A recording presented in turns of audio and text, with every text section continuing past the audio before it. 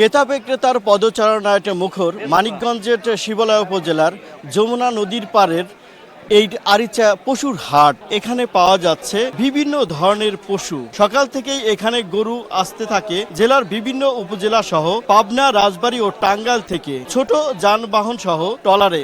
এখানে পাওয়া যাচ্ছে বিভিন্ন ধরনের দেশীয় জাতের ষাঁড় সহ ছাগল ও ভেড়া ও মহিষ। ঈদ উপলক্ষে কানায় কানায় পূর্ণ পুরো হাট। এখানে খামারিরা যে গরুগুলো এনেছে তার বেশিরভাগই 3 মণ থেকে 6 মণের মধ্যে। খামারিরা বলছেন যে লালন পালনের যে খরচ পড়েছে তাতে যে দাম রয়েছে তাদের দাম পোষাচ্ছে না। যেরকম কষ্ট করে ঘাস পানি খাওয়ানো হয়েছে ছাল করে দাম বেশি, কিন্তু সে অনুসারে আমরা দামই পাচ্ছি না। যে পর্যায়ে আমাদের খরচা হয়েছে ওই পর্যায়ে আমরা বাজার পাচ্ছি না ভাই। বাজার অনেকটাই কম, যে তুলনামূলক যে বাজার হচ্ছে গরু প্রতি আমার কাছে 30,000 টাকা কম মনে হইতেছে। খাওয়ানোর শেষ নাই, খাওয়াইতে এখন আমাদের অনেক খাওয়ান বাইরে যেতে। এক বস্তা ভুসির দাম 2,000 টাকা, 35 কেজি ভুসি 2,000 টাকা তা খাওয়া, এখন দাম পাইতেছি না।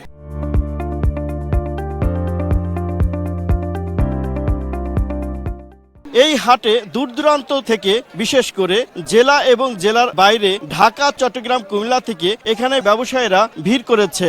কেউ কেউ বলছেন দাম বেশি রয়েছে, আবার কেউ কেউ বলছে দাম কম রয়েছে। এবছরে যে দাম কইতেছে তাতে গৃহস্থরা মইরা মানে আবার ইন্ডিয়া ছেড়ে দেওয়া। একটা কিনছি,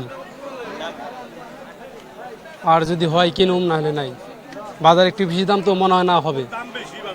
ঈদকে সামনে রেখে হাট কমিটি নিয়েছে নানা উদ্যোগ। আল্লাহর রহমতে আমাদের হাটে কোনো পকেট মায়ের বা কোনো ছিনতাইকারী আসতে পারা নাই। পরিচালনার জন্য আমরা যথেষ্ট পরিমাণ ভলেন্টিয়ার আছে, জাল টাকা শনাক্ত করার মেশিন আছে, রাত্রিবেলা আমাদের পার্সোনাল জেনারেটর আছে, এবং আমরা সবসময় সকাল আমরা যারা আছি এখানে এই হাটের সাথে সম্পৃক্ত, আমরা সকাল থেকে সন্ধ্যা বা রাত পর্যন্ত লাস্ট পর্যন্ত আমরা যাতে ব্যাপারী যে কোনো অসুবিধা নয় আমরা এই ব্যাপারে তৎপর।